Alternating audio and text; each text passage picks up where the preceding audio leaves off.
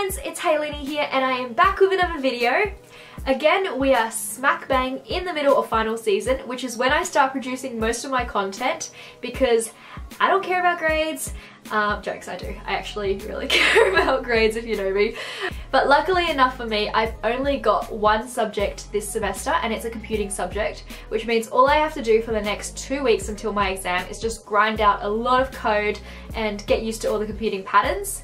And so with all this free time, I decided why not help all of you out and share some of my tips in studying, how to prepare yourself for exams and stop procrastinating. You might remember that last year I made a top 12 study hacks video, which a lot of you really liked and found pretty useful. So what I thought I'd do today is present you with another 12 great study hacks for this final season so you can all get that HD not guaranteed. So if you're watching this video right now and you have an exam in less than a week, you're already off to a bad start. But you might as well finish this video anyway. And then once you finish watching these 12 study hacks, you're gonna be so motivated. I'm gonna be your motivator. I'm gonna be your study buddy. And I'm gonna be there pushing you along so you can score really greatly in your exams, hopefully. So without wanting to waste any more of your precious study time, let's just jump right into these 12 study hacks. The number one study hack that I recommend to you guys that I use all the time is making to-do lists. So this might be something you're already doing and it seems pretty common sense, but I just think to-do lists are the best way to organize all the things that you need to do, map them out step by step as well so you don't get too overwhelmed by all the studying that you need to do before your exam the next day. So obviously this hack is not just write a to-do list. I want to dive a little bit deeper into that. A couple of things that I tend to do with my to-do lists are a to-do list or a plan of my entire day. So if I'm starting my studying at 1 o'clock, which is pretty common recently because I've been waking up at 12 all the time, what I'll do is just get a piece of paper before I do anything. Start like 1 to 2 p.m. I will study my lecture 15 that I have to catch up on. And then 2 to 2:30 I might work on Keo Box for a bit because I like to take breaks between each of my study elements so I don't get too bored of them. And then this really motivates me because it makes me try to stick to a schedule. Second study hack is making your own whiteboard. I need to write a lot of stuff down or draw diagrams out rather than typing it up on my computer because I feel like I don't remember it as well. I used to create my own whiteboard and it saves you a lot of money. All you have to do is find a laminated piece or some contact paper, anything that has like this plastic film covering over it. Cut a big square of that out, put some blue tack on it and chuck it on your wall. If you have some whiteboard markers, then you can just start drawing on your wall. The other thing that is great about that is once you're done with that piece of writing, you can take a photo of it if you want, but then just use a tissue and you can just rub it out. And I find that this pairs really well with my first study hack of creating the to-do lists because instead of ticking things off, you can just wipe them off your whiteboard and then the next day start afresh again. So my third study hack has to do with memorizing things. And I know there are a lot of subjects where you just kind of need to know the logic of something in order to best write an answer for it. But there are also a lot of other subjects where you literally just need to memorize and rote learn things. And that's typically where I am better. I can just memorize things really quickly and then just like word vomit it in my exam. And then by the end of the exam, I don't remember any of it again, which is not the best way to learn. But if you're like in your final stretch down to exams and you just need to know that shit, then just memorize. So one of the easiest ways for me to memorize is actually super straightforward. All I do is, if I'm reading a piece of text, I'll try read it out loud as well and repeat things to myself. I found this worked a lot when I was in high school when you could like memorize just everything and you didn't really have to know anything. I especially remember doing this in French class. I was not great at French and I was in a class where the teacher would just speak French the entire lesson and none of it was taught in English. So I felt lost a lot of the time. But then what I started doing was quietly underneath my breath, every time she asked us a question, I would just kind of repeat exactly what she said to myself again. And I found that worked super well. The fourth study tip also has to do with memorizing information, and what I often find helps a lot is creating mental associations. I don't know if you've seen before in TV shows where it's some super cheesy rom-com and the girl is tutoring the guy, and the guy's like this football star and he's going to fail his course if he doesn't learn his science or whatever, and then she makes an analogy for him where the science is somewhat like his plays on the football field and all of that stuff. As you can see, I was very into cheesy romantic comedies when I was younger, but what I'm talking about is something like that. So one of the ways I create mental associations is through colors. What I tend to do as a visual learner is write all my notes down, and I will highlight different parts of information in different colors, so then everything that relates to one topic in the subject will be in like green, and then everything that relates to a different topic will be pink. And in this way, I'm able to kind of categorize and break down all this information. Basically what it has to do with is your cognitive load, and once you've like repeated it to yourself enough times, you've created these groupings, it gets encoded into your long-term memory. I sound really scientific right now, but I actually have no idea what's going on.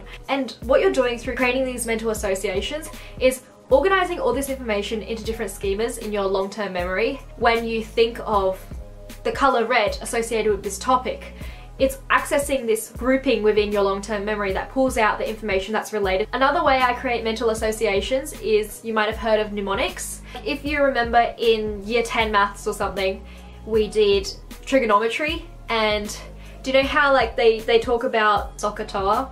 Sine is opposite over hypotenuse, you know, all that math stuff that I haven't touched in 4 years. But see, I even remember it from 4 years ago. This is most applicable when you need to memorize like a bunch of information or points relating to a certain question or a topic. What I recommend is also trying to come up with mnemonics that are relatable to you, whether you like some like dirty humor or whatever. You can come up with something that's funny and makes most sense to you and is easy to remember for you. I have 2 more study hacks that are relating to memorizing information and retaining it. My 5th study hack is rewriting your notes by hand when you're studying. And I know we live in a technological age where everyone uses computers and everyone types, but you have to remember that the exam itself is conducted with pen and paper, so you're gonna have to train those hand muscles and ensure that they are strong enough to last 2 hours without stopping. So I find when I'm studying for a course, I might have typed up all my notes throughout the semester, but when I go back to study each of the different chapters, I will literally rewrite everything in a fresh new notebook by hand, and then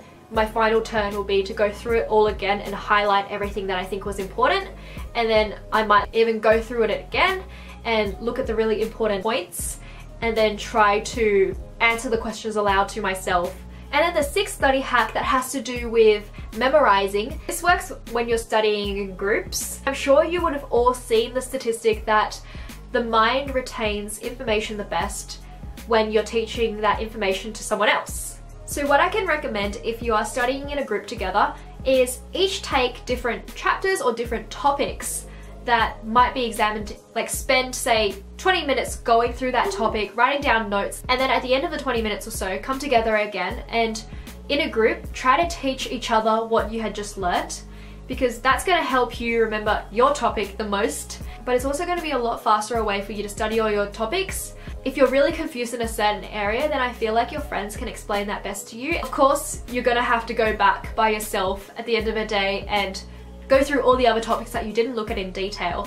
But once you have that knowledge from your friends, you're going to be able to look at that with prior knowledge in mind as well, so that's going to help you retain the information more. So we are halfway through now. My 7th study hack is a really quick one. If you're short of time and you need to read some chapters really quickly, what can help is changing all your font to Times New Roman, because apparently Times New Roman is scientifically the fastest font to read.